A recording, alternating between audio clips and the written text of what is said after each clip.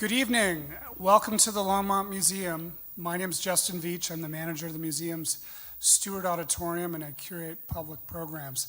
Thanks for coming out this evening for this important and timely conversation.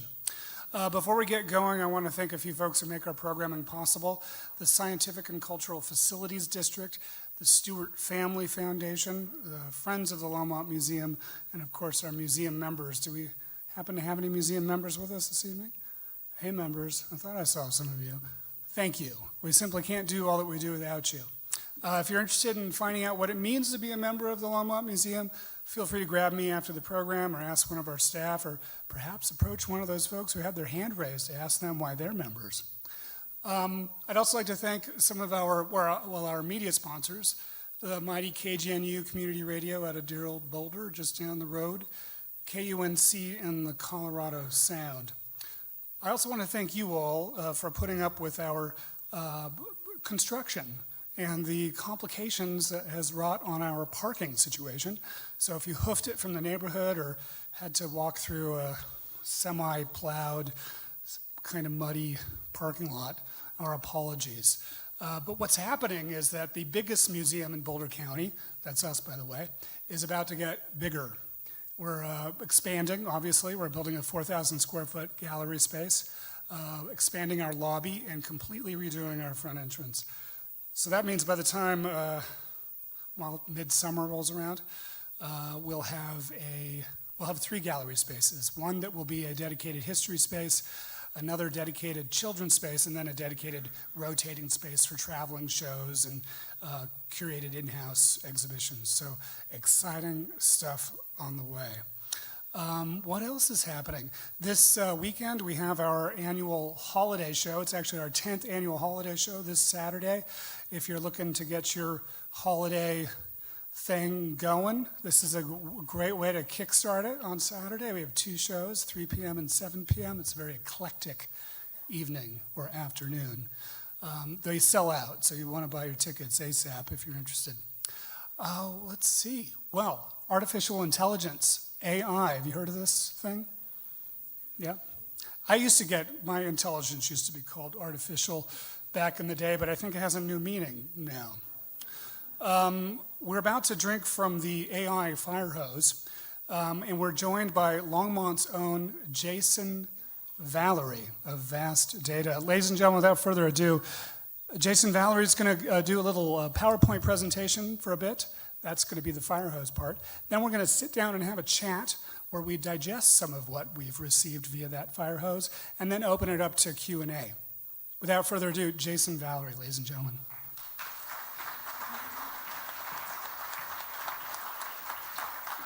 Thank you, Justin. It's great to see so many people here about this important topic. I'm glad there's a good, enthusiastic turnout. I want to start off with a bit of an analogy. I want us to all imagine we're on a beach. Unfortunately, this isn't a very beautiful beach. It's a dirty beach. It's a filthy beach. It's covered in trash. But we're all very focused on making the best of it. We see the opportunity that this beach presents, and we're all cleaning up that debris. Our heads are a little bit down. We're looking at the sand, and we're scavenging through. But if we looked up, we'd notice just offshore, 100-foot wall of water tsunami about to wash away all of us in the beach and make all of our work gone. Now, I think a lot about this, and I think this kind of represents where we're at in society. We're all focused on a lot of important problems, and we're ignoring the one that's just offshore. And tonight, I want to walk you through what's coming and what I think we need to be doing about it. So let me jump in and do a bit of an introduction. So, as Justin said, I'm Jason Vallery. I grew up here in Longmont High Class 2000, lived here pretty much my whole life, and certainly all in Boulder County my whole life. I've spent the last 25 years in the tech industry. I have been building out the infrastructure that is powering this AI era and all of the innovation that you're enjoying now. I spent the last 13 years at Microsoft building out storage and data infrastructure for Microsoft's AI customers like OpenAI, and now I'm the Vice President of Product Management for Vast Data, which does similar for most of the AI industry. I'm also the outgoing board chair, I'm term limited, of I Have a Dream Foundation of Boulder County. But I do want to stress everything I share tonight are my views, not that of my employer or any other organizations I represent. As Justin said, our agenda for tonight is pretty straightforward. I'm going to spend about 30 minutes walking through facts and figures and data and being pragmatic about the approach to share with you what's coming. And then I'll talk a little bit about what I see the implications are for Longmont, the way that we can get ahead of some of the challenges this is going to create for us and what opportunities are there behind that. And then as Justin said, we'll go into conversation and hopefully we can get the audience engaged and get some feedback and ideas from you. But I want to start off with asking you to pull out your cell phones. We're going to try a little bit of an experiment because I do want to understand who's in the room and who's using AI. If you can scan this QR code, we're going to get some real-time feedback of what percentage of you use this, how often, which age groups are kind of represented, and if you choose to, it's optional, you can provide your email address on the form, and what you'll get from me afterwards is a copy of the slide deck and an email to some resources that you can take home and follow up with. So let's take 60 seconds and answer the 4 questions that you'll be presented with when you scan that code. Oh no, is that an issue in here? I don't know. Justin, Wi-Fi, do we have a solution?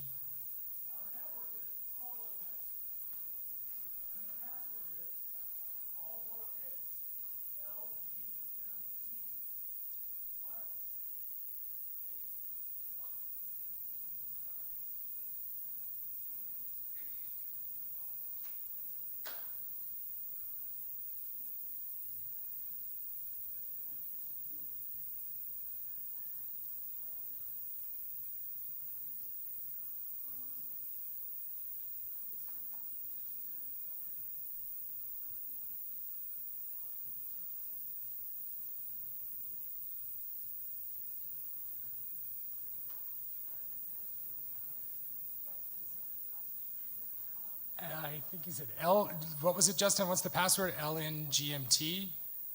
All lowercase, LGMT wireless. There we go. LGMT wireless. I'll give it just a couple more seconds and let last few folks finish up. Yeah. Oh, did we drop it? I was showing results. There we go. Hubble net. Public net, I guess. Well, you folks feel free to continue filling out the survey, and we'll get final data towards the end. But we'll start, kind of doing some analysis on this. And what I see is 85% of you use AI at some point, and you're quite heavy users of it. You know how that stacks up to the national average is this group is clearly ahead of the norm. If we take a look at the U.S. level, hold on, let me switch back. If we take a look at the U.S. level statistics, about 54% of U.S. adults regularly use AI. And this is fairly fresh data as of November. AI has actually been the fastest adopted consumer technology in history. If you reflect on the landline telephone, it took 75 years until there were 100 million users of it. It took the mobile phone 16 years.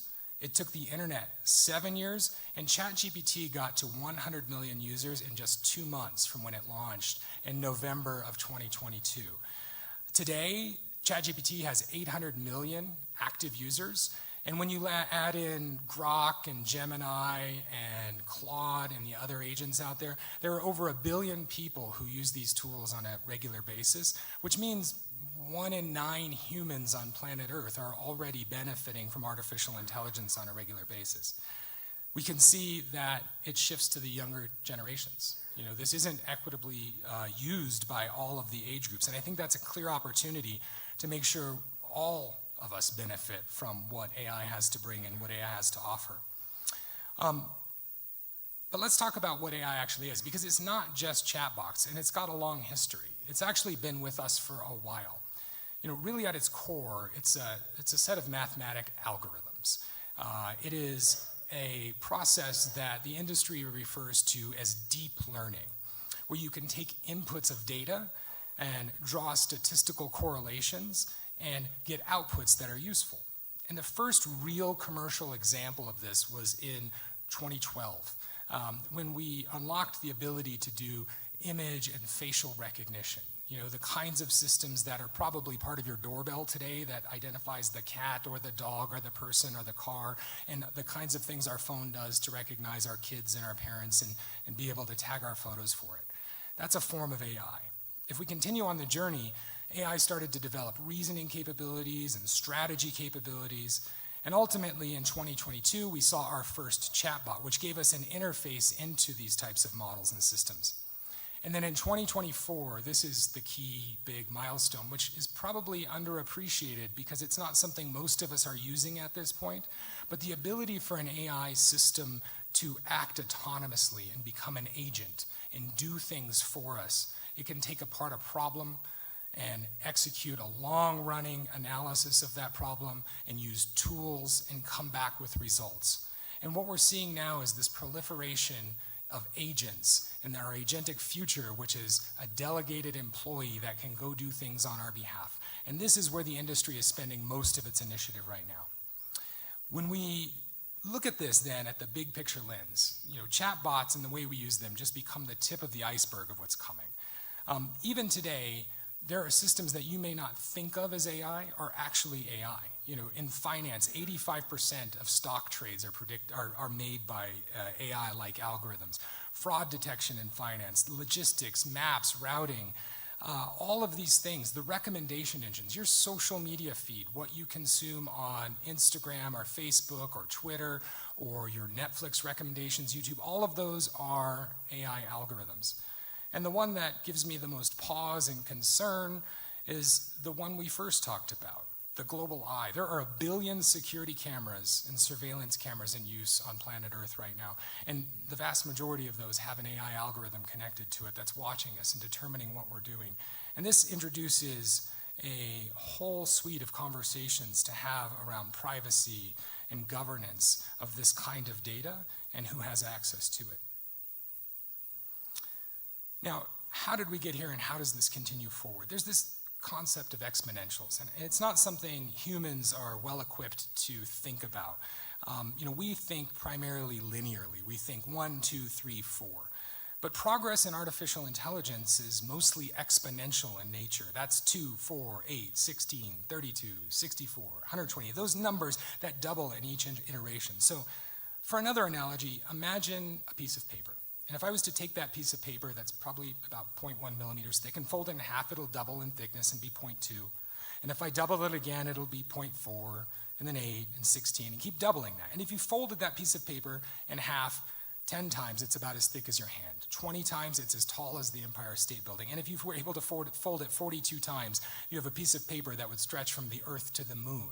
Because these numbers get so much bigger when doublings happen. Obviously, you can't fold a paper that many times, but the point here is these laws of large numbers start to add up over time. And when you think about data and compute, all of the recipes that are necessary for this, we're seeing these exponentials. It's driven by physics. The core components into building an AI algorithm are the math we talked about, these deep learning algorithms, but they have to run somewhere. They run on these supercomputers that are built specifically for this purpose. And those supercomputers get bigger and bigger and faster as time goes on. And they're fed by data, the data we're creating and the data we're providing it. And this is a reinforcing loop. The more data there is, the better the algorithms get. The better the algorithms get, the more compute you have to run on them. And this flywheel, this loop, this reinforcing cycle is what's really propelling AI forward and giving it a set of nearly superhuman capabilities. And this trend line continues. Let's ground us in where we're at today. So if you use AI like I do for your email and tasks and maybe research and search, those kinds of problems, you may not notice how quickly AI has improved, even in the last 12 months.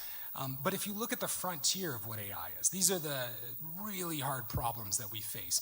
The frontier of physics and chemistry and biology, all of these hard domains where there's PhD level researchers trying to move humanity's understanding of these things forward. AI has been a tremendous accelerant for these. What I'm showing are two benchmarks the industry uses.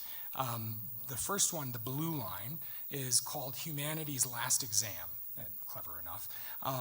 This is a group that got together and created a way to assess what the frontier models, the most powerful and capable models, are capable of as it looks at knowledge and understanding of facts, and it assesses how accurate it is against all of these different topics that I alluded to, and really the sum of human knowledge. And you can see a very continual progression in how advanced AI systems are getting. And it's not just one model, it's switching back and forth from different providers. It's going from OpenAI to Google to Grok to even the Chinese model DeepSeek. And if we look at the red line, this is the one that excites me the most and gives me pause as well. And this is reasoning. These are those agents I talked about. These models are now capable of what we would describe as novel understanding of problems that humanity didn't even understand before.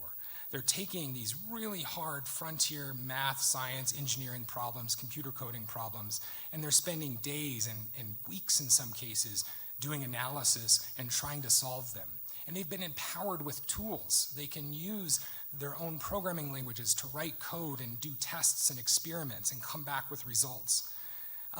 We've gone from a world where this capability didn't even exist in April to OpenAI was at the frontier of this and doing impressive things and creating new research and new science and publishing new papers, to the point where we literally doubled in capability just a couple weeks ago when Google released the new Gemini 3 Deep Think capability. I mean, Google just won the Nobel Prize in chemistry. This is a world that is unprecedented. And how are we getting there? This is Moore's Law. And some of you may be familiar with this. It's been around for a long time. It's not really a law. It's actually an observation that was made by the founder and CEO of Intel way back in the 1970s. He observed that roughly every 24 months, the capabilities of a given computer chip doubled in performance. And that has been an astoundingly accurate observation he made way back then. And what this graph represents is if you look back all the way to the beginning, 1936, when we had our first real computer chips, all the way up to today, there's this very clean line. And that's not because of the way this is graphed. That's actually real data. That's actually the line. And what this represents on the y-axis is for a inflation-adjusted $1,000, how much compute capacity could you buy to do mathematical operations per second, or floating point operations per second is what the industry refers to them. So how much math can you do for a given amount of dollars? And it's a exponential line, logarithmic. And so each one of those lines is a doubling in capability. And so over that time horizon, we have a 75 quadrillion increase in how much computational power we can get out of a single chip. And there's no sign that this trend is going to stop or reverse. In fact, the opposite is true. The most recent generations of chips coming from NVIDIA doubled in 9 months instead of 24. We see this line accelerating, not decelerating. And when you think about that, at each one of these click stops, it's twice the capability that we had. 24 months from now, we'll have twice the computational power than we have today, and we have twice today what we had 24 months ago. That exponential continues, and it's being fueled by data. Real world data. We started off, the ChatGPT that you use was trained on the sum of the written knowledge of humanity. All of the books we've written, all of the articles we've written on the internet, Wikipedia, all of the blog posts, the forums, all of the software code we've written, all of that fueled this first wave of artificial intelligence. We used those big computers and those deep learning algorithms to go assess all of that information. But we're entering a new era of artificial intelligence. This is real world AI. Instead of training on all those things we wrote down, we're now training on real information and sensors. We're taking all of that video from those surveillance cameras. We're taking all of the weather data, the machine data coming off manufacturing systems, every kind of data that you can get your hand on, and feeding it into these big deep learning algorithms to learn what we can about reality. If you think about a Tesla vehicle, it has 10 cameras on board. And every time it's driving, it's recording everything it sees. And all of that data goes in to create one of these models. And it's not just learning about the laws of the road and the cars around you. It's learning about buildings. It's learning about physics. It's learning about nature. It's learning about everything that it can observe as it drives down our streets. And that's going to continue as more and more of the devices we use, the robots that come into our lives, all are recording this information and feeding it into these big deep learning models. And as we transition from that type of data to synthetic data, what synthetic data represents is when these models are doing their analysis and they're solving these problems, they're having what I would describe as original thought. They're creating new information, and that becomes a flywheel as well, where their discoveries feed the training process. So you have all of this real world information, this synthetic information, and all of our recorded information feeding a new explosion in intelligence and a new generation of models that are being built. And then the last key ingredient of this is the one that stuns me the most, and it's the infrastructure scale. So we've got really fast chips, but what happens when we connect millions of them together? This problem is the opportunity that all of the tech companies and the nation-state governments are seizing. What I've got here is an aerial photo from about a month ago of a site in Abilene, Texas.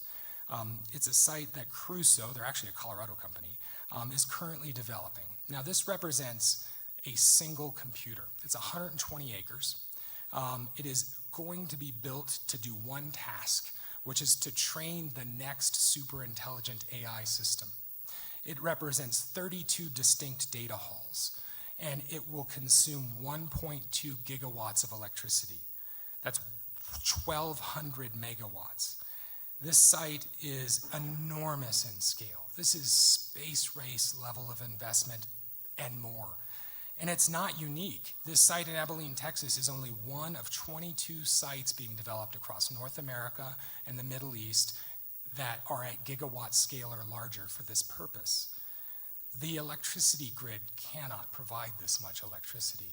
Many of these sites are being powered by natural gas pipelines fed directly to the facility with on-site turbine generators powering them. Let me ground you in what this means from an electricity perspective. Longmont, we get all of our power from Longmont Power and Communications, but Longmont doesn't generate its own power. It buys its power from the Platte River Power Authority. And it's a consortium of our communities here in northern Colorado, including Fort Collins, Loveland, Estes Park, and all of the rural areas in between. And the Platte River Power Authority provides electricity for 360,000 residents and 150,000 households. And if we reflect back to the hottest day in July of this year, when it was probably 105 degrees outside and we all had our air conditionings on, and it was the middle of the day, and all of the businesses were open and all of the manufacturing we do was humming, Platte River Power Authority was producing 720 megawatts in that moment. And I just told you that single computer takes 1,200 megawatts.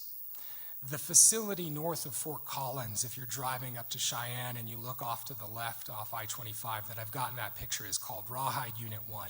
It is the largest power generation facility in the Platte River system. It is capable of producing 280 megawatts. To power that single computer in Texas, you'd need 5 of those running 24/7, 365 at peak production. That's the scale of what these computers are consuming. And that's what takes us to this next wave of superintelligence. This amount of power, these incredibly powerful chips running on top of them, and this immense data trove being fed into it. And that's triggered a global arms race. Everyone wants in on this game. Right now, there are committed 300 gigawatts worth of projects across North America and the Middle East. And we don't even really know what China's up to because they're not very public about it, and we're pretty sure they're doing the same thing. That's often referred to as the $7 trillion bet. T, trillion. Right now, between now and 2030, the expectation is $7 trillion in CapEx. This is being funded by tech companies, by energy companies. It's not being funded by nation states because they see what kinds of economic benefit exist if they're the ones to control a superintelligent system. They don't make bets that don't have an ROI. They're pretty sure that putting this much money in the game is going to give them a return on that investment. And here's how it does it. Robotics is evolving very quickly. So if you have a super intelligent AI and you've got these humanoid robots, my wife asks, why do they have to look like a human? Well, they have to exist in our world. They can go up and down stairs and go through doors and use tools that were designed for our hands. They need to live with us. And that means they kind of have to be physically like us. And these robots are incredibly capable even today. And the biggest challenge that has been holding robotics back for decades is not the hardware so much as the software, the control systems, the brain. It's hard to write software and handle uncertainty in your environment and deal with dynamic circumstances. But that's exactly what AI does really well.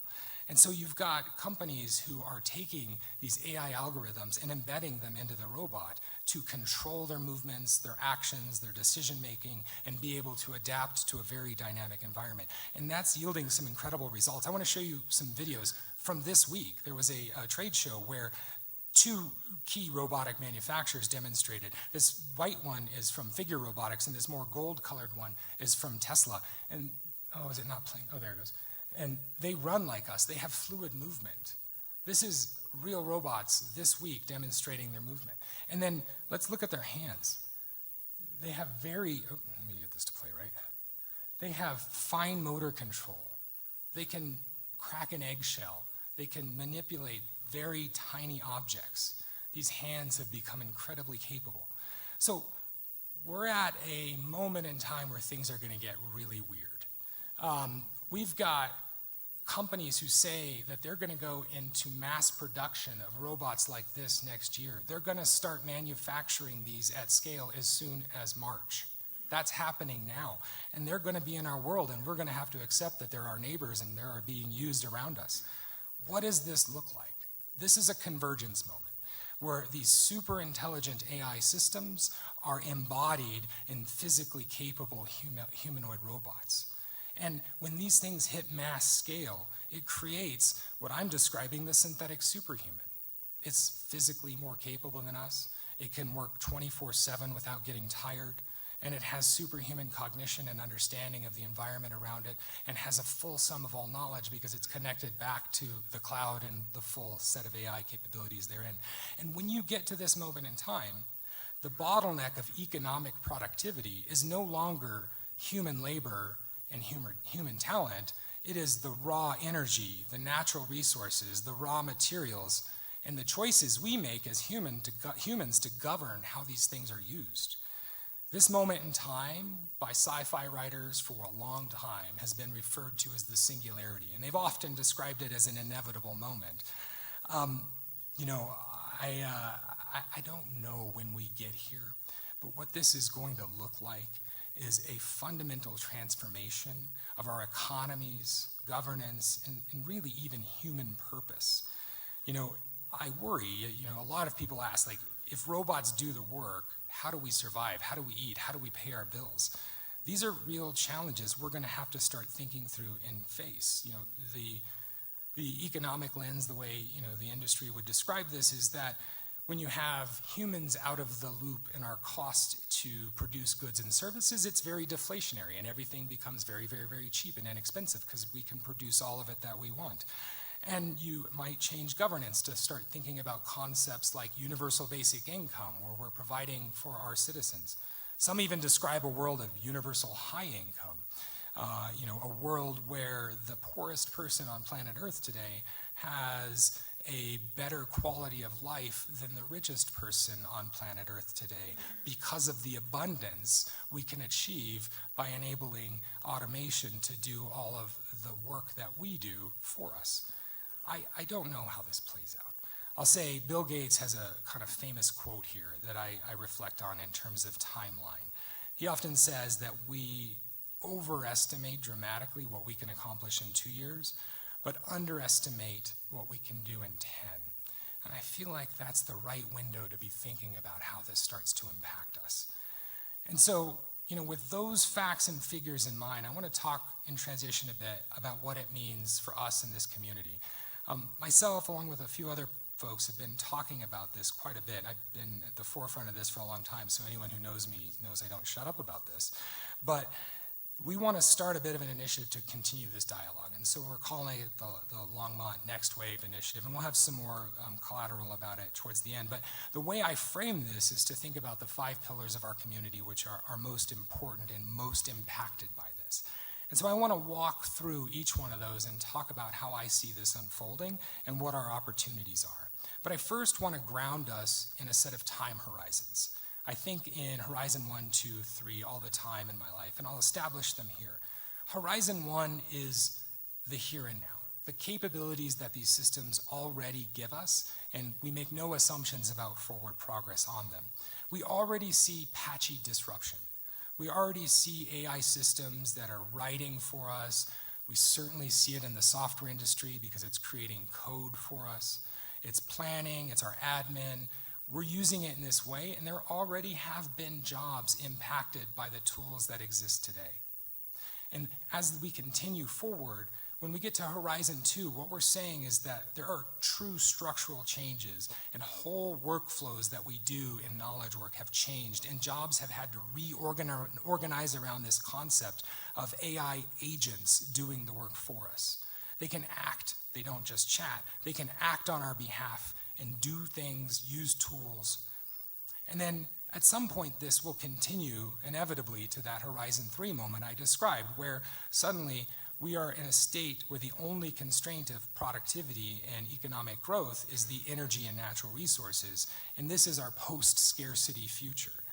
And so across these 3 horizons, we have to be thinking about how we want to prepare Longmont for that. Let me give you a real stat that came out of McKinsey. McKinsey's a consulting firm who does a lot of work with Fortune 500 companies and thinking about systems and job structures and automation and how to approach some of the challenges of running an enterprise scale company. And McKinsey has a bunch of consultants that think about this a lot. And so they went out recently and did a study. They looked at the Fortune 500 and they looked across all the industries from healthcare to finance to energy to technology, all of the 500 largest corporations in America. And they looked at inside of them and said, well, what are all the jobs? And what do those jobs do? And what are the tasks that those jobs do? And they reported out in this study that the capabilities of the systems we have now in Horizon 1, again, they don't get better than what we already have today, are already capable of automating 57% of the tasks that knowledge workers do. We're not in a moment where we're waiting for the technology to arrive, we're waiting for the corporations to implement them. And this is going to go one of 2 ways.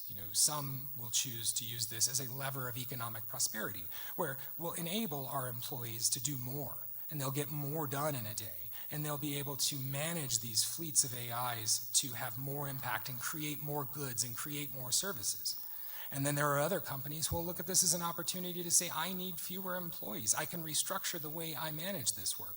But regardless of how this goes, it's going to have economic impact to us, and it's going to be a stressor for us. Let's talk about this in the frames that I mentioned. Let's start with education. I'm also a dad. My kids are in the audience. I have 3 kids here. I have a 4th grader who's at Central Elementary, a 6th grader who's at Westview, and my son graduated from Longmont High School recently, and he's over at CU Boulder now studying computer science. Not sure he's actually going to have a job in it, but we're going to figure that out. And he's following my footsteps. That was my background. I was a software developer, right? And I want to bring this with a real example. My daughter in 6th grade. The initial reaction I think most parents have around AI is we should ban it, we shouldn't let them use it, they're just going to use it to cheat. But she was struggling with math. 6th grade math is hard, she didn't get it, she was getting poor test scores, she was really having a hard time with it. And I don't get it either. 6th grade math is really hard. It's fundamentally different than any math I ever learned, so I really wasn't able to help her. But we sat down and we took a picture of her homework and we shared it with ChatGPT, and it's got this study with me mode. When you enable this, it acts as a personalized tutor and it has a conversation with you. So she sat there and she spent the evening working with ChatGPT and learning. And then when she took her next math test, she went from not understanding it at all to literally getting the highest score in her class. I'm stunned by how effective it was because it was a personalized tutor that met her where she was at. It understood the questions she was asking and it tailored the answer to what she needed. That's an empowering technology if I've ever seen one. And I think about it in the lens of the teachers.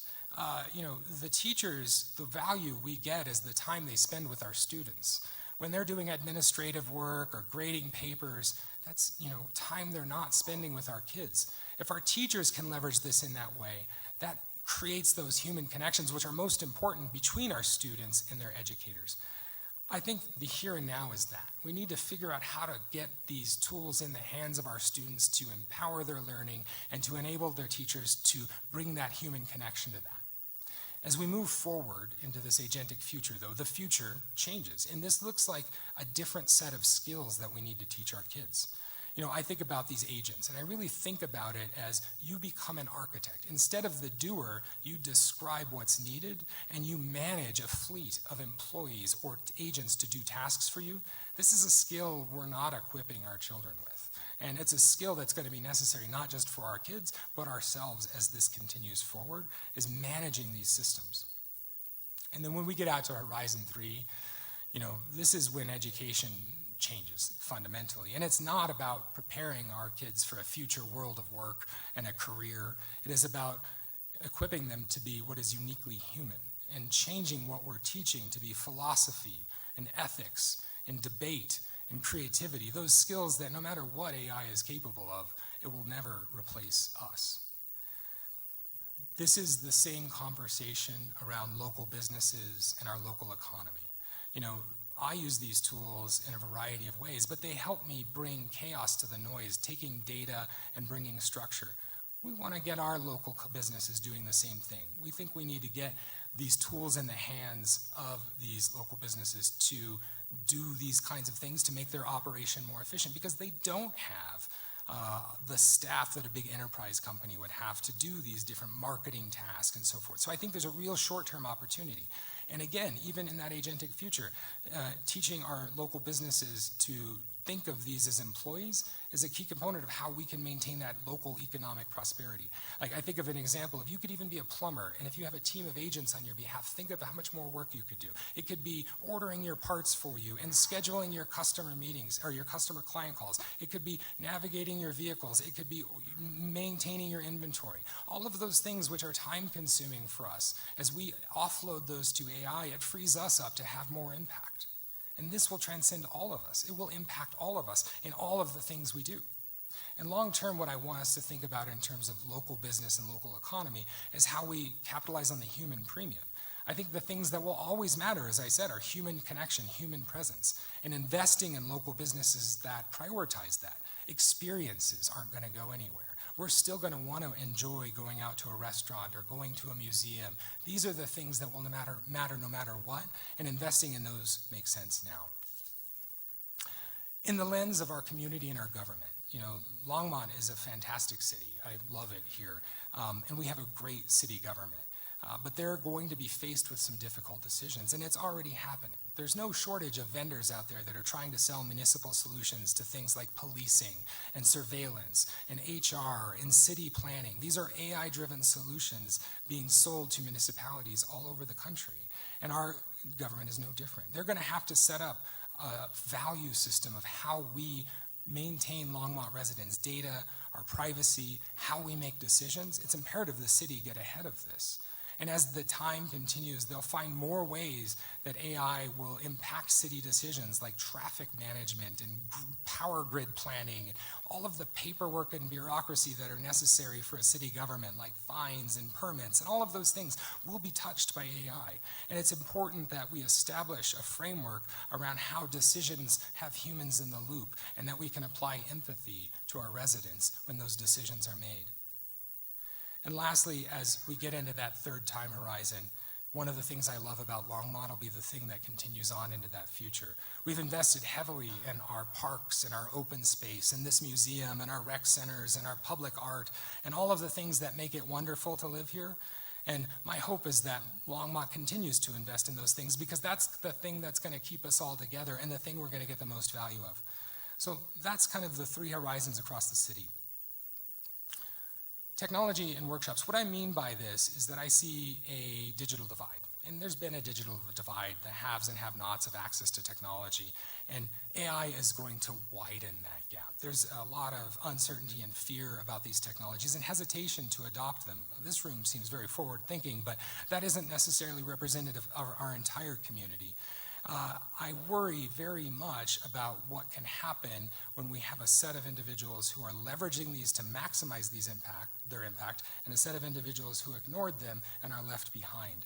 So we need a community-focused way to make sure this is accessible to everyone. And we want to partner with folks like LPM, who's recording this here this evening, to make sure content and collateral is getting into our bilingual communities and accessible to everyone in Longmont so they understand how they can benefit from this technology like the rest of us. And in the long term, what does this mean? I think that AI empowers the maker. It allows us to become a medium for our imagination. It is another tool in the maker's tool belt. It'll solve unique problems and can be applied in unique ways to realize our imagination. And I think the most important pillar we have to focus on is resilience. This is the one that has the most kind of scary moments for me.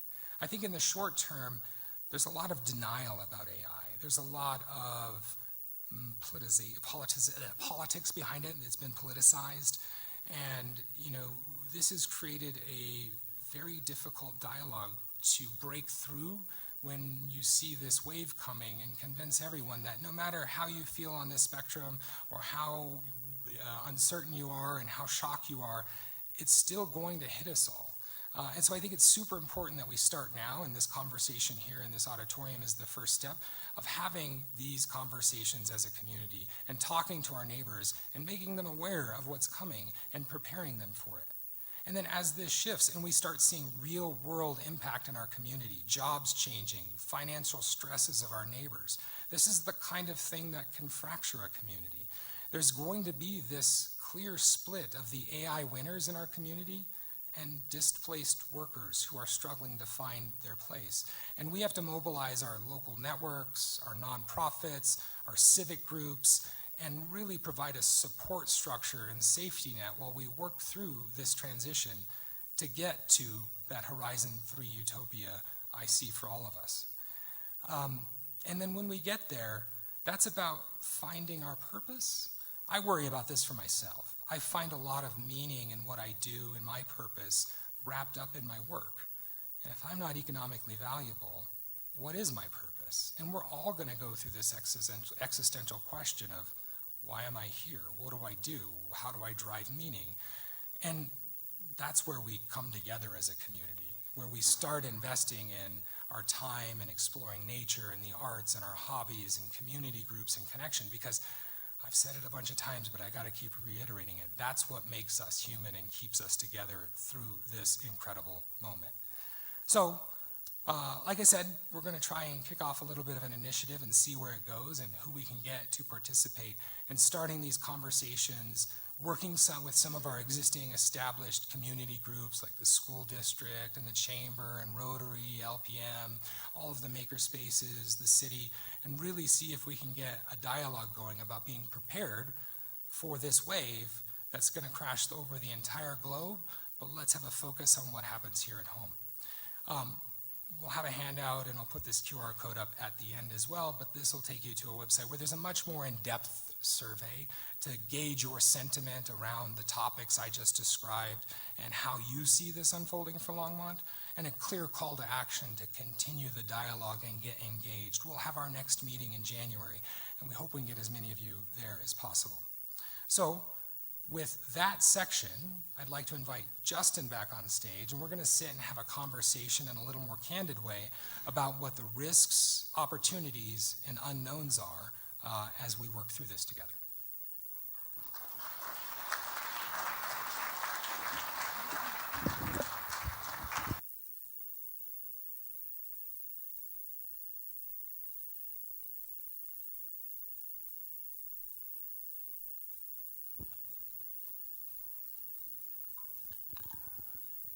The AI fire hose, right? That was a lot of information. Indeed. Hello? Hi. I'm here. I kind of had to scrape myself up off the floor a little bit there. with Yeah. the robots and Intense, isn't it? it's a lot. So thank you. That was very well delivered. Thank you. You've obviously been thinking about this for a while. Yeah. I came home from my first meeting with OpenAI in 2017, and I remember sitting next to my wife, just mind blown, having had these conversations with some of these researchers who saw this future that I wasn't yet awake to. And ever since that moment, I've been telling everyone I can and thinking about this nonstop. It's really consumed me for a number of years now. It is rather all-consuming. You know, there are a lot of folks out there these days who know a thing or two and have some opinions about AI. But we invited you to join us because you're one of our own. You live here in Longmont. And you could live just about anywhere. I could. You? Yeah, I mean, you could probably live on your own private island at this point. No. I don't know about that. Yeah. I will say that there would be certainly benefits from a career perspective to be based in Silicon Valley or Seattle, and it's meant a lot of maybe sacrifices in the form of travel to maintain my home here and, you know, opportunities that I haven't been able to capitalize on being based here, but it is my home. It is such a great community. I love it here. My family's here. As I said, I grew up here.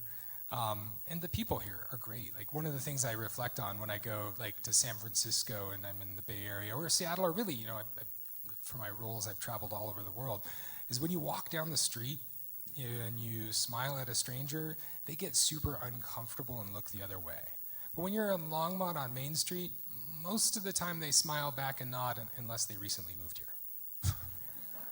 It took me a while. I'm smiling to people on the street. Yeah. Best people in the world, Yeah. right? Okay, I think so. Yeah. How is it that you came to occupy this position you're now in? What was the path like? I mean, you grew up Yeah. locally. You know, Went to Longmont High. Yeah, Longmont High class of 2000 was great. I was super into computers as a kid. I had some really great opportunities and mentors early on, and when I graduated, I was already writing code. I had my first job as a software developer when I was 18, and I jumped into the industry. You know, I dropped out of college when I was 18. James, don't do it. Front Range. But, yeah, I was Range going to Community school College, here in town. right down the street. Yeah, right down the street. And I, you know, worked full time in the industry, and I made some really great choices along the way in terms of pivots and where I saw things coming. My wife reflects on this a lot, where she says, my superpower is anticipating what's coming. And because as you map through that career, it was always this moment in technology where I saw the trend, and I was early to identify the trend, and I shifted my career to focus on that. And I started off and made a pivot towards the cloud and cloud computing. I landed in Microsoft in the very early days of that, and I rode that wave. And then I made the pivot to AI, and I'm riding that wave now. And so I've been just very fortunate of being in the right place, in the right time, and making the right bets. And it's taken me on quite a wild ride. It's been fun. And you're not even close to being done yet. Well, it's I just mean, the tsunami is 2 to 10 coming. years, and sometime along that time horizon, we'll all be retired maybe. I don't know. We'll see what it looks like. We'll see. But you'll be here. I'll be here. That's right. That's great. I thought we'd just go over some basics. What's a zib? A zettabyte or Okay. zettabyte, depending on how pedantic you want to be about it. But, you know, think about this as orders of magnitude of data. You know, your laptop probably has a 1 terabyte hard drive, and a terabyte is 1,024 gigabytes, which is another term you might be familiar with. Well, 1,024 terabytes is a petabyte. 1,024 petabytes is an exabyte, and 1,024 exabytes is a zettabyte. Or a zip? zip. Do you call it a zip? Yeah. Okay. Yeah. All right. So we have to start thinking bigger in Orders of terms of magnitude. zibs these days. So you're optimistic, but this could all go very wrong. It could. Couldn't it? There's a lot of things to worry about. I think a lot of people immediately turn to the Terminator movie, and they're like, oh my gosh, we're all It gonna doesn't be- see, I mean, I don't know about traveling back in time and stuff, because that's a major part of Terminator. But Yeah. the robot piece, yeah. I mean, I saw those robots and thought, wow, that's scary. You know, I don't think the Terminator movie is the way this plays out. You know, the thing about humans uniquely, or at least my perspective, is that we have free will. We have goals and motives. And there's nothing in math algorithms that imply to me that it has goals or motives or free will. I think we're safe. But what I actually worry about is these incredibly capable systems in the hands of malicious actors. This is where the real risk comes in. You know, you think about, I mean, even you've probably all seen a drone show that the Innovation Center puts on with our high school kids. And you know, when you look at something like that, these autonomous systems, you know there aren't hundreds of high schoolers individually flying those drones. They're being flown by an algorithm. And that algorithm in the hands of a malicious actor and those drones, which were very accessible to you know, the district at a very affordable price, could be repurposed for malicious intent. And you can think about that in a variety of ways. You can think about it in the cyber attacks and attacking our systems of banking and governance. You can think about... Which is happening. It's already happening, Yeah. right? You can think about what nation states get in their ability to build autonomous weapons. I mean, not to scare you, but the US has already been showing the autonomous fighter jets that we have, the autonomous attack helicopters. The capabilities of autonomous weapons in the wrong hands are frightening. And so putting that in the front of my mind is something that I very much worry about. I think that, you know, how this plays out really is a nation-state level Cold War. What's happening right now is clearly the Chinese and the Americans are at it, and the Chinese are building the same level of very complicated systems and autonomous weapons, and they have a path to superintelligence just like we do, and the math and all of the understanding how to build these algorithms is out of the bag, and all of the infrastructure necessary is a construction problem. And so it's a bit of a space race. It's a bit of a Cold War happening right now. Well, so if it's a race, what happens if you get there? What does it look like to get there first? Well, you know, I think it is that moment of mutually assured destruction that we're aiming for. Like that we've had this great balance of power because we both have it. You know, I think if you get there first, there's a potential world of domination that can happen if the other side doesn't have it. You know, there's no signs that it's going to be a wide time gap. The Chinese have been at the frontier of this and leapfrog back and forth with the US labs. I think the thing that I worry about the most there is the motivations behind it. In China, it is a nation-state endeavor. The Chinese government is behind it, and they have a clear purpose. In the US, it's being driven by the tech companies, and the tech companies are there to make a return on their investment. And so they're building AI systems that look very different. They're building models that predict or that do deliver generated videos that, you know, consume your Instagram feed. You clickbait. They're using it to generate content that will consume us and glue us to our screens. And so that's just a fundamental different approach how all of this is coming to play. I'd also say that, you know, in China, they've got a much more unified approach, where here we've got a bunch of competing tech companies who are not pooling their resources and their understanding because they're competing with each other. And, you know, there are a lot of folks in the industry who have been saying for a number of years that this should have been nationalized, that we should have taken all of the leading researchers out of these industry and out of these tech companies and give them the unlimited resources and fund this like we did the Manhattan project way back in the 40s and treat it that way. That hasn't happened. It's too late for that. Is it too late for that? I think it's too late. I think we already see the path, and it's going to be here before long. So the race is really between a corporation and a nation state like China, or China, basically. And it's also a race between corporations. You know, Sure. there's a lot of money on the line to be there first with the most capable systems and the most users using them.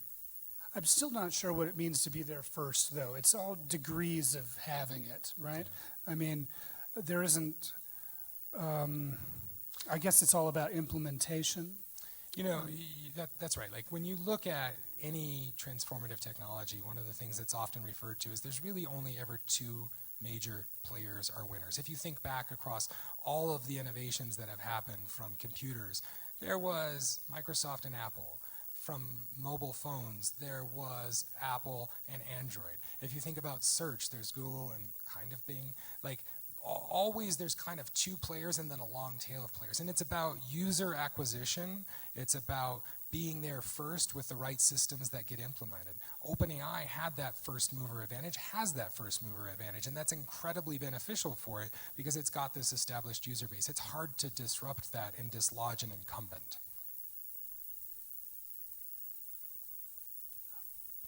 But so if China somehow manages to sort of outplay all of these other, well, ChatGPT and Google and stuff, what could that mean? I think there's two lenses to apply. There's what does it mean from the higher level autonomous systems, robotics, autonomous weapons perspective, and then there's the commercial perspective of how those things are taken to market and used by our companies and used by us as individuals. From the nation state perspective, there's clearly a divide. They look at this as a completely isolated tech stack. They don't want dependencies on US technology. This was actually very recently kind of debated out in the public press, where initially GPUs were being shipped to China, then there was a limit in terms of the capabilities they could have, and then we had an embargo and said we couldn't sell them to China. And China decided they needed to not be dependent upon America, and they went their own way, and they've developed their own chips and their own software because they want to have their own ability to influence their own destiny. And they want to proliferate that. They want to share that with other countries, because if you're dependent It's a closed system, and they want to add people. Exactly.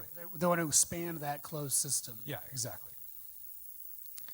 Weird. Yeah. Now, on the consumer side, you've obviously got the example of what happened with TikTok recently, and clearly we'll have some concerns around the data privacy elements of that, and you can imagine that it's not in any of our interest to be sharing all of our data back with China, so we'll see how that unfolds, but that's a question for our governments to decide. So let's talk about energy, the power that's required to run these data centers. It does seem like some kind of race against time, that we're building these energy suckers at an alarming rate, with the hope that we will develop some kind of intelligence that's going to solve our environmental issues or dependency on fossil fuels or whatever. Is that likely? I'm optimistic. Certainly what you've observed is that the tech titans, all the big tech companies, have backed off their climate pledges because they're not going to deliver on them. No one's holding their feet to the fire either. I should mention that. The technology is not yet mature enough to generate the amount of electricity that these systems need, and that's just a fact. And so we're pivoting, and we're going back to what we know and what we can deliver at scale, and that's fossil fuels, that's natural gas. But the argument goes that when you have a super intelligent system, it can help unlock all of those climate opportunities we see. And there is real meaningful progress with small modular reactors. There's fusion that's actually net positive energy happening. There's opportunities to deploy this compute capacity into space and leverage solar. So there's a ton of investment. And one of the things I think about that gives me excitement here is that this demand for energy is what fuels the investments in the renewables. And so more money is flowing into these alternative forms of energy than at any time in history. And they're all already showing really promising results. They're not ready to be operationalized at scale to deliver gigawatts to Texas, but they are at a infancy where we're seeing real returns. So I'm optimistic that what we get out of this is actually a better climate future while we suffer some short-term pains. And those gains will be, well, hopefully, maybe not exponential, but they'll be. Well, if you deliver on the promise of fusion, that provides unlimited and abundant electricity at basically zero cost. So, there is a future world where energy becomes free. That is an incredible moment to think about, but it's not necessarily that far off. Well, we could spend a lot of time on the dystopian aspects of this and how it could go wrong. But let's go into some of the more rosier, the rosier picture. The highlights. And the benefits on health and general well-being. Yeah. I mentioned this briefly, and I said that Google just won the Nobel Prize in Chemistry, and it was a fascinating moment. They used what's referred to as a narrow AI, an AI system built for a specific task to do protein folding. When you think about what a researcher in biology or chemistry has to do, is they might have an idea of a chain of amino acids that they want to synthesize in the lab and then get the characteristics of it to see if it's a useful molecule that results. And the process of doing that is incredibly labor intensive. It takes from one chain of amino acids in a set of experiments in a wet lab, potentially a human in that lab, many, many years of effort to synthesize that molecule. And what Google did was they took all of the data we have from all of these experiments and they ran them through a deep learning algorithm. They created a predictive model, and then they created all the possible amino acid chains, every single one of them, and then they simulated them all. And what they instantly did is removed that step of discovery, because it's no longer necessary to test your hypothesis in the lab. It is now a known solution. They can go look up in a database, if I chain these amino acids together, this is the resultant protein and compound. That moment fundamentally changes things like drug discovery. There's real world implications to this that are happening now in cancer and Alzheimer's research. We will see new novel drugs come to market in the near future that cures many of our ailments and our diseases. There's a futurist who I will recommend from a reading perspective in the follow-ups, named Ray Kurzweil, and he has a book called The Singularity is Near, and he spends a lot of time talking about healthcare and medicine and the way it'll impact us. And he has a quote, and his quote is, if we live to the year 2030, we become amortal. And amortal means that we no longer die of natural causes.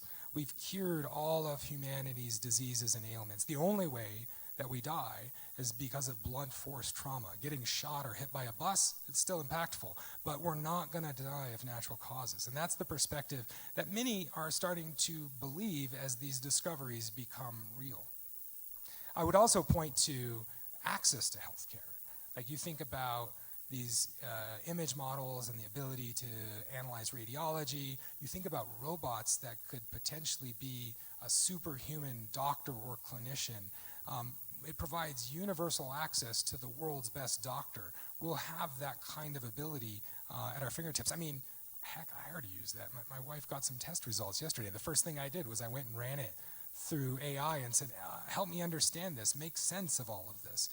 That's the future we live in with medicine, is how it accelerates our care and makes us aware and solves all of these new challenges. I'm very excited about what it means for healthcare. Wow, okay. But you're not overly concerned about robots taking over the world? No, okay. I mean, It's okay. It's a non-zero probability, right? I mean, Right, you non-zero, can't rule it non-zero, out, right, but yeah. I think, it is, it almost turns into like this spiritual question of free will, because what I see as a math algorithm that is taking an input and creating an output, I don't see it having its own free will and motives. And ultimately, that's what it takes for it to turn against us. So, I don't know. We just have to upload some motives, Yeah. right? Anyway, okay. Then that's the human in the loop, right? Yeah. That's the human actor using it malicious ways, and we have to put the controls in place to prevent that. Let's talk about abundance, where everything is available. Yeah. I mean, production is somehow, barring limitations in terms of environmental resources, that sort of thing, energy, things are cheaper. We don't have to work. Yeah. What does this look like? What does this future look like? To ground it in real economic principles, what most of the tech industry is pointing to is GDP per capita. Like, ultimately, the measure of AI's success is what is our gross domestic product produced in goods and services per person living here. And this will be an accelerating trend line. It won't be a moment in time, but ultimately what you're talking about is being able to deliver more with fewer humans in the loop. And so it impacts every industry in a positive way, from agriculture. We already have robotic farming. We have robotic systems doing harvesting. We have robotic planting. We have robotic crop harvesters. Like, all of that is already happening. And so that creates abundant food in the food supply with fewer humans in the loop. And you apply that same mentality to every business, every industry that produces the goods and services that we consume, and we get more and more with less and less effort. And ultimately that regardless if you get to the point where humans have no economic value, will continue to be the trend line. Things become cheaper, things become deflationary in nature because it costs less to produce them. You look at those humanoid robots, and you might think, oh, that's going to be incredibly expensive, but current estimates are the bill of materials is somewhere around $20,000 in today's goods. Now, if you can imagine an employee that works 24/7, 365, that only costs a one-time $20,000, and how many of those you can build and how you can purpose them to useful economic work, things become a lot cheaper. But we do live in a finite, resources are finite. Yeah, that's where the governance part of this comes in, right? You've got a finite amount of natural goods. There's a copper shortage on. I was just reading about this, that we're going to slow down some of the build-outs of AI because there's not enough copper. And that means we have to make decisions around how do we mine, where do we mine, how much of these resources are we willing to extract from the earth. Those are real decisions that humanity has to face and make. That's our role. Robot miners in outer space. Robot miners on asteroids, we'll ship them up there and we'll harvest the copper from the asteroids. I think that is a science fiction future that'll turn to reality eventually. But in the short term, you can imagine mining is another industry that will absolutely be hit by automation.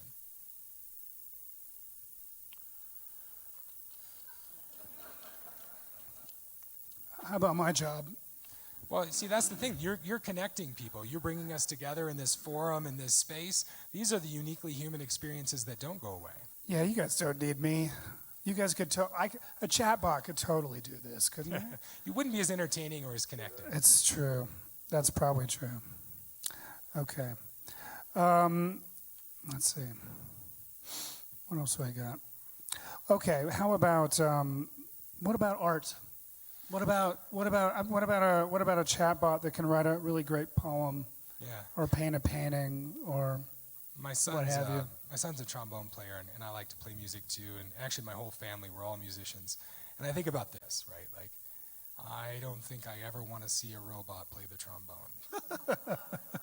I think that's a uniquely human endeavor, right? I think I will say, to flip the coin a bit, there's been some recent AI-generated music, and it's actually really catchy.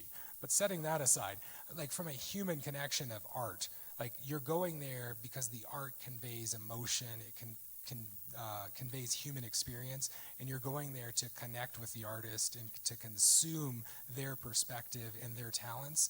I really appreciate live music, and I don't think that'll ever be something I want to be produced by a robot.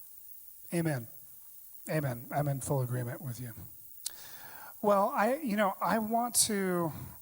have a feeling that we have some folks who might have some questions for you. Am I wrong about that? I'm probably wrong about that. You guys don't have any questions about the future AI or robots, or do we have questions? Yeah, I think we do. So we're going to run Megan's going to run a microphone around. So if you raise your hand, we will find you. Yes, here we go. AI is an important component in the defense industry, and I'm wondering what your perspective is on building an ethical component into AI, and how your mention of China being a nation state versus our defense companies, which are for profit, and I'm wondering your perspective on that. Yeah, this is a tricky one. The capabilities of these systems, I think, have caught the defense industry even off guard. It isn't prepared for this any more than the rest of us. And so there's a lot of conversations going on around how to incorporate these and how to make use of these technologies. How this unfolds, I don't know. I worry about it very much. One thing I can point to is that the government has started to take this very seriously. There was a White House executive order in the last couple of weeks that was referred to as Project Genesis. I think it was described by the White House as Manhattan Project 2.0, and it brings together the Department of Energy, it brings together the tech industry, and it provides resources to do research on this front. Our government was going to have to be very careful in how these things are used. It provides that just next escalation that has been an arms race since two warring tribes found the bow and arrow. And this is another version of that we're going to have to deal with.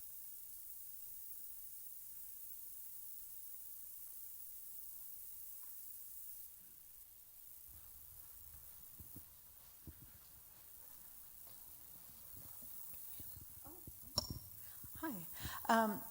So I have a couple of questions and a statement, actually. I don't know if you're aware that China has been putting online renewable energy. In 2024, they put online more renewable energy than the U.S. has in the whole history of the United States. And of course, that is in preparation for these centers. But and meanwhile, we're cutting down our support of renewable energy. I don't know what you are drawing from in the history of mankind that makes you think that we are going to be making good decisions here. We're still here.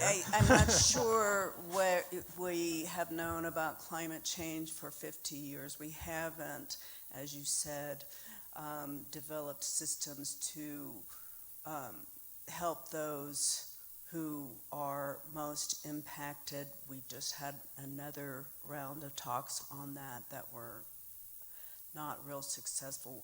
What's different here? Why are we going to make good decisions? Well, I hope we make good decisions. I can't forecast that we will.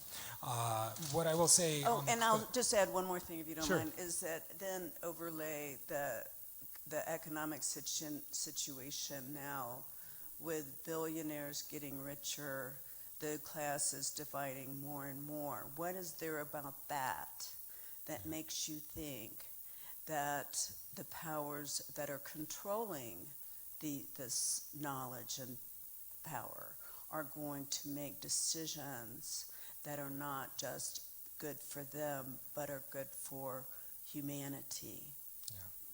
Well, let me start with the energy one. That's a very tractable one.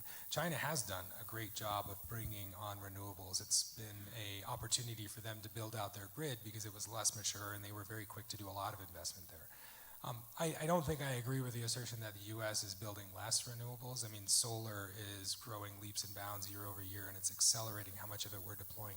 It just doesn't meet the need. It's not enough. And my point earlier holds. I think that we will continue to invest in renewables research, and it will eventually outpace what we're doing with fossil fuels in the short term. I think about the climate change problem, and it's something I care a lot about as well. But when you look at what the science was telling us about climate change and the impact and the degrees of temperature that we would rise based on CO2 in the atmosphere, it was not this is going to happen next year problem. It's a problem that unfolds over the next century. And so the rationale behind where we sit is that, well, climate change might take 100 years to have meaningful impact to us, but AI is going to have meaningful impact next year. And so that's why this is taking the front seat over our renewables pledge. And I think that's sound decision making despite the need to ensure we're protecting the environment.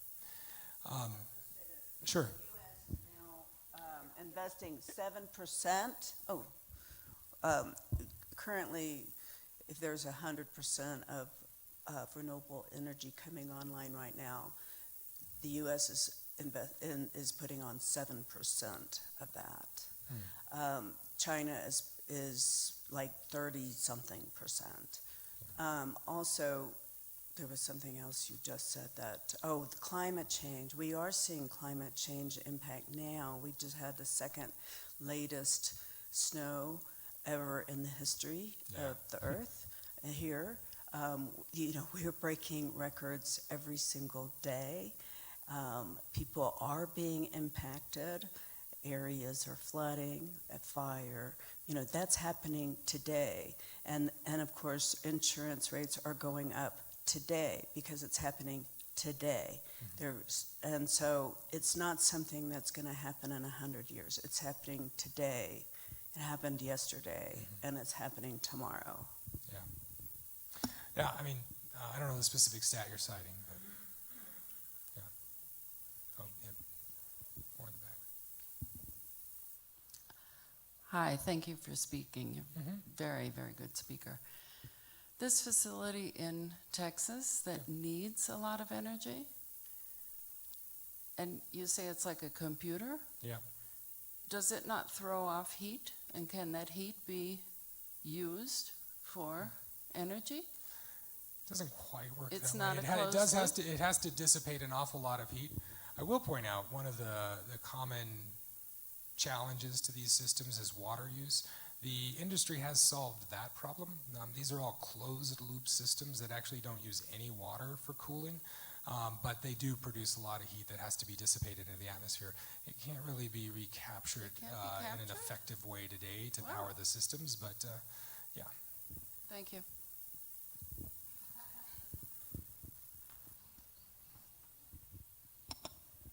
Hi.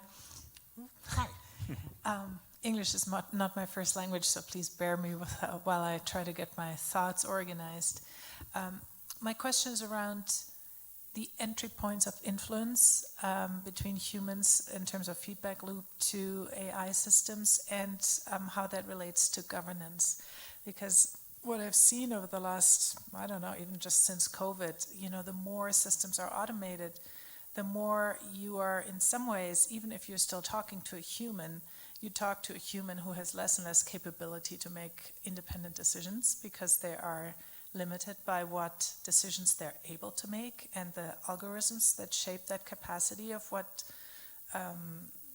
is possible. The same thing is true when we navigate websites or when we try to, rebook a flight or something on a website, and often there's just these interfaces that don't line up. So that's one question in terms of how does this AI learning, both as opportunity, present maybe a better feedback loop between individuals and their needs and their feedback, and also in terms of larger systems, because the more systems get centrally governed by computer systems or by larger, everybody here knows that if Apple crashes, none of us are going to be able to get anything done. We get more and more dependent on these huge systems that are governed by very central points. And then same thing with the government, if something goes wrong, we all feel it immediately, and our capacity to influence it seems to be reduced more and more the more these systems get more abstract and more complex.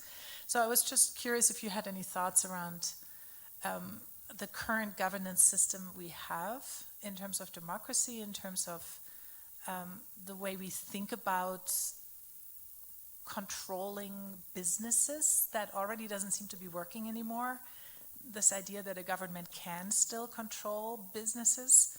It seems like this interface is breaking down in some way. Yeah, so there's a few things in there. Let's start with the human circuit breaker. This is what I described in the talk as our opportunity to pull the plug or to influence a decision or outcome.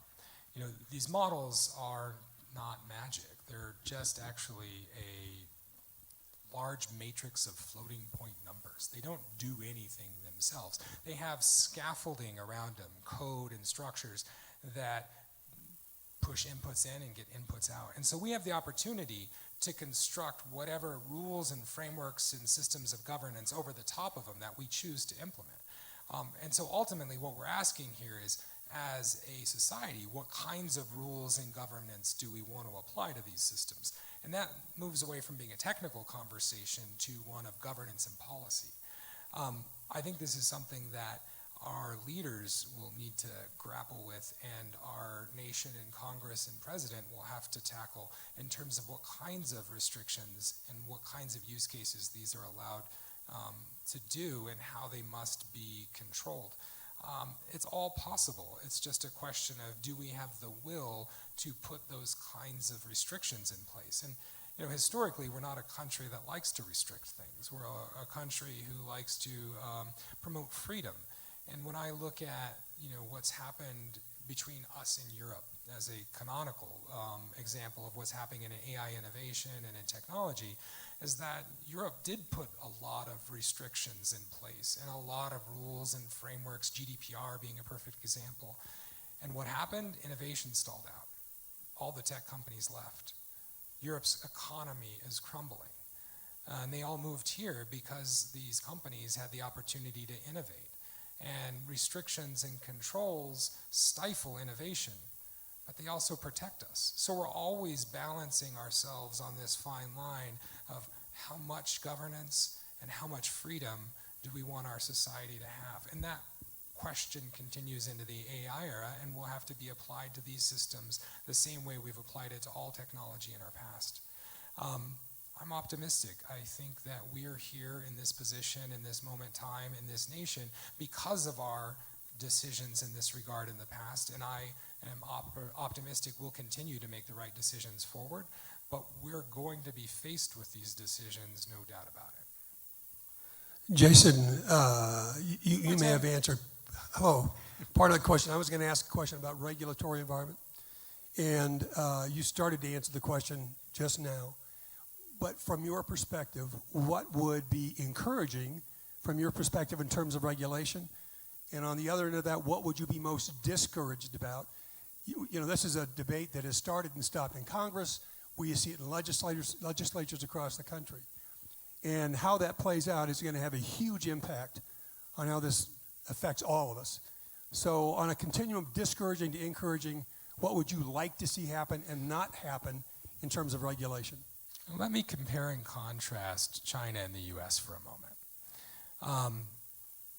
You know, the data that is being generated by all of us, the emails we send, the text messages, all those surveillance cameras I talked about, our phones, all of this gives what's often referred to as a digital exhaust, a paper trail, a record of who we are. And, you know, I consider that my information. I don't want anyone else to have that. And what's happening right now in China is that has fueled what's called a social credit system. We all have credit scores based on if we pay our bills on time, but in China they're developing a system that takes that digital exhaust and turns it into a score that says, are you a good citizen? Do you follow our values? Do you show up to work on time and do what you said you were going to do? And it becomes a way that scores you as to if you are a good citizen, and it's being used in ways like dating. Like if you're going out on a date, do I want to actually date this guy? He's not a good person according to his social credit score. That's a terrifying dystopian world I don't want to live in. The flip side of it is a world where I own my data and I am in control of my data.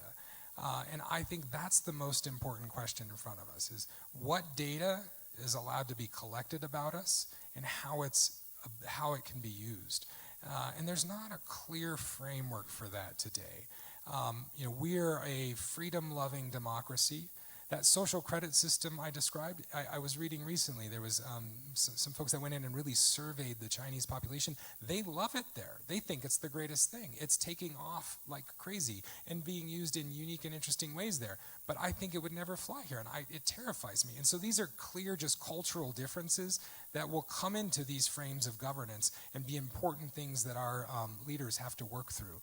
But no time in the past looked like this, where the amount of information you can extract about a human and understand them it's crazy. There are countries right now that are building sovereign AI initiatives for exactly this purpose. The Singaporean government is heavily investing here to take and understand what their citizens are up to. We can't let our government do that. Hi, my name is Elizabeth. I'm the curator of history here at the Longmont Museum. I was wondering if you've read the book Kurt Vonnegut's Player Piano. I have not. It sounds kind of familiar. Has I can add it anyone to in the this list. room had to read this book? I had to read it in high school. Player Piano by Kurt Vonnegut. So it's been about 20 years now since I have read this book in high school, but I think about it all the time whenever we're talking about AI. the title itself gives kind of you an indication of what the book's about, a piano that is played by a machine and not a human. And in this book that was written in the 1960s, basically it's a futuristic, semi-dystopian, dystopian world in which the machines can do everything. Only the maybe top 1%, 10% of humans, everyone's ranked by their IQ. Only the highest IQ folks get to have jobs. Everyone else is taken care of by a universal income kind of situation. It might be a comment on communism being the 60s. But everyone's bored. Everyone's depressed. They have no meaning. So I think about this book a lot, not to give it away, but there is some instance of like kind of humans kind of taking on their autonomy in this situation. I highly recommend the book if you haven't read it. It brings up some of these ideas, and that is something that I worry about with. Okay, so like everything gets cheaper, but if we don't have jobs to buy anything, then I don't know what's the point. Have you seen Westworld? There's a lot of player piano stuff. There's a lot of I've only scenes ever of seen, like, self-playing maybe robots one playing the episode piano. of That immediately came to mind. But I agree. Like I think of all of the risks, the one that worries me the most is the crisis of purpose and crisis of meaning and what we do with ourselves in this future. I worry like addiction. Like that's people are going to turn to chemical happiness for their dopamine fix in a world of depression. And we can just hope that all of those drugs we're inventing solve that too. I thought we were already there, actually. Yeah. I think we have maybe time for one or two more questions here. All right, I'll try to make this brief. First of all, thank you for the talk. I thought it was very digestible. Okay, so you may recall about like 3 years ago, there was a Google senior engineer that was fired after saying that Lambda was sentient or something like that. And now I understand that a lot of people can have delusional relationships with, ChatGPT and stuff like that. So I don't want to conflate issues necessarily. But with what you were showing with the rise in reasoning that like Gemini has been displaying and stuff like that, how can you be so confident that this does not imply, like if we do reach a super intelligent singularity, how does this not imply sentience? Like from something that is able to better reason than us, something that is has more access to more information than us, and well, yeah, I'll let you answer. I think the actual question you're asking is philosophical and religious and not technical. Because really what you're asking is what defines consciousness? And is consciousness something that can happen in a computer process? And for that, I refer you to your church, not me. Well, that's fair. Okay, I'll let other people. I mean, that's my take on it, honestly, is I don't know. And I think that is one of those, deep philosophical questions underneath all of this that we have to grapple with. I'm so glad that you brought the singularity and Ray Kurzweil. I feel like I have 5 years to get all my ducks in a row, and if I can stay healthy for 5 years, 2030 is the big day, or the big year. So what do you think? I've listened to the futurists closely. Nobody really seems to know what it's going to look like. I feel like right now, are we really there? You said the tidal wave. I think that's a sense of feeling overwhelmed. I know that I feel overwhelmed, and I kind of try to keep up with this stuff. So what do you think the singularity is going to look like? Well, I actually don't think it's a single moment in time. I don't think we're suddenly going to wake up tomorrow and everything will be different. Like most things, these are gradual changes that we become used to. And we've been going through it. Like if we step back a little bit and recognize that we already have cars driving themselves and we have these very super intelligent chatbots that can answer our questions. And if you teleported yourself from 5 years ago to today, it would be stunned. And I'm pretty sure if we teleported ourselves from today to 5 years from now, we would be amazed at the progress we've made. But it will just feel like 5 years to us because these things will unveil themselves day by day, week by week, month by month, and things will continue to get better. It's the, frog in a pot boiling analogy where we're just going to see it starting every day in a different way.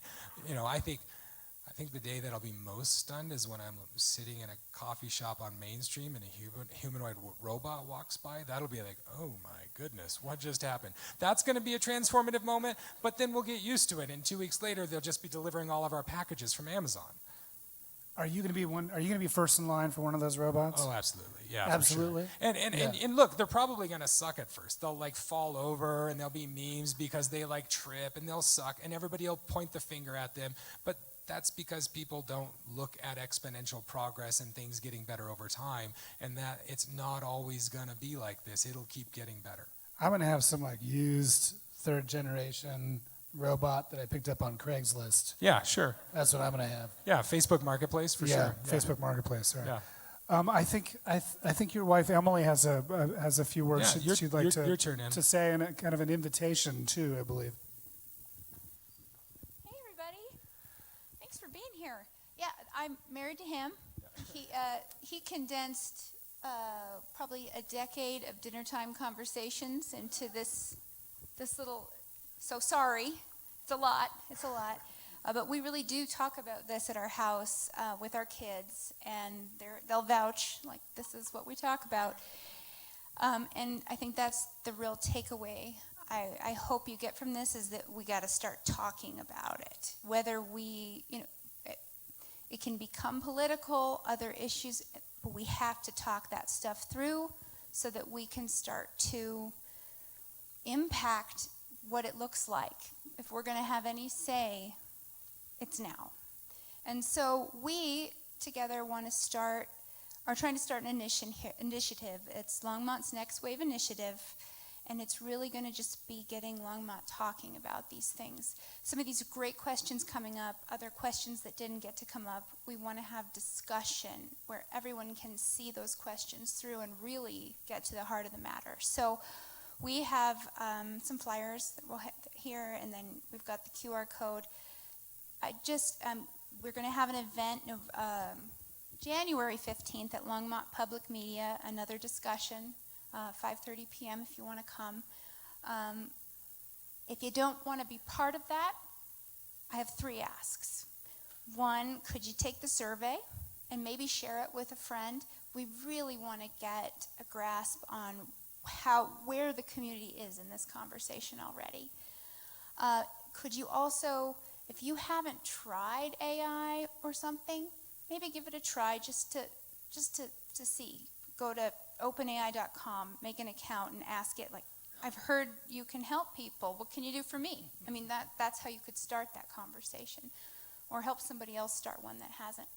And then maybe talk to a friend or a neighbor and ask them what concerns them about AI, and ask them if they use it, because we're not talking about it too much. People to people, the conversation sort of shuts down because it's an intimidating conversation to have because of these what's nexts. You don't want to get too deep, but we're going to have to. So I think that was my asks. Yeah. Sorry to ask anything. I don't like to do that, but yeah. Thank you so much for being here. Thank you, Emily.